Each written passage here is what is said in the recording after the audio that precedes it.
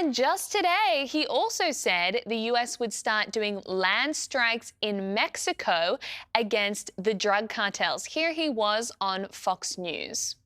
We are going to start now hitting land with regard to the cartels. The cartels are running Mexico. It's very, very sad to watch and see what's happened to that country, but the cartels are running and they're killing 250, 300,000 people in our country every single year. Now, the Mexican president, who herself is quite a lefty, Sheinbaum, she said that she categorically rejects the idea of US intervention and thinks this is a terrible idea. But, Jamie, the reality is Mexico does not have control over their border, over much of their own country. It is being run by cartels. 70,000 people a year are dying from fentanyl coming over the border. So why shouldn't Trump strike the cartels? I mean, I think he definitely should strike the cartels, but the difference between Venezuela and Mexico is Mexico, they democratically elected their president, unlike what we saw in Venezuela. So you could probably give a little bit more lenience to Trump going in and removing a dictator. What I think would be interesting is what he exactly means by hitting land. Is he planning to shift his military operation, expand on his intelligent operations? Is he trying to intensify his pressure on Mexico as a whole?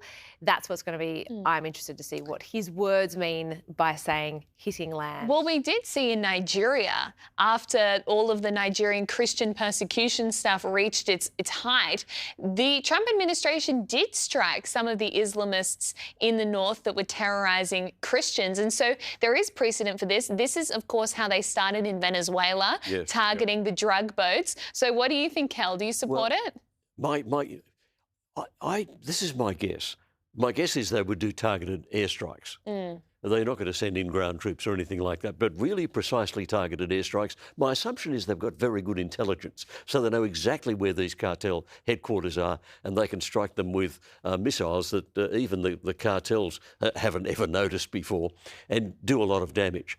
I wonder if behind the scenes he's talking to the Mexican president and she's saying, we can't control these buggers, can you do something about them? But you understand I'll have to protest publicly because my people will expect me to do that. I don't think he's going to do this unless he knows where he's going and he knows what the reaction is going to be. So I suspect Marco Rubio is a very good Secretary of State. He engineers very good deals. I would guess he may be talking to Claudia Sheinbaum and saying, look, you can't control these people. We'll control them for you. This is what we do. Be very precise, very narrow, just hit the headquarters of the various drug cartels. And her response might be after diplomatic negotiations, go ahead, I'll make some noises publicly, but it's a good idea. Yeah, look, I think there could be some merit in that. Of course, another sticking point in the US-Mexico relationship was the remittance tax, because billions of dollars get sent back to Mexico. Trump said one of his election promises was that's going to be taxed and collect millions of dollars for the government. So maybe there could be some give and take on that. And of course, you know, for Trump, it's all about the art of the deal. So I think you're right, Kel. There's probably a lot more to this story that we're not seeing. Yeah, let's wait and see. It'll develop. I mean, Trump is good at doing the precise strikes. The strike in Iran, not a democracy, I grant you, but the strike by the bunker buster bombs that wiped out Iran's nuclear capacity was precise, it was narrow. The American military are very smart. They've got very good intelligence. They're very good at doing this sort of thing.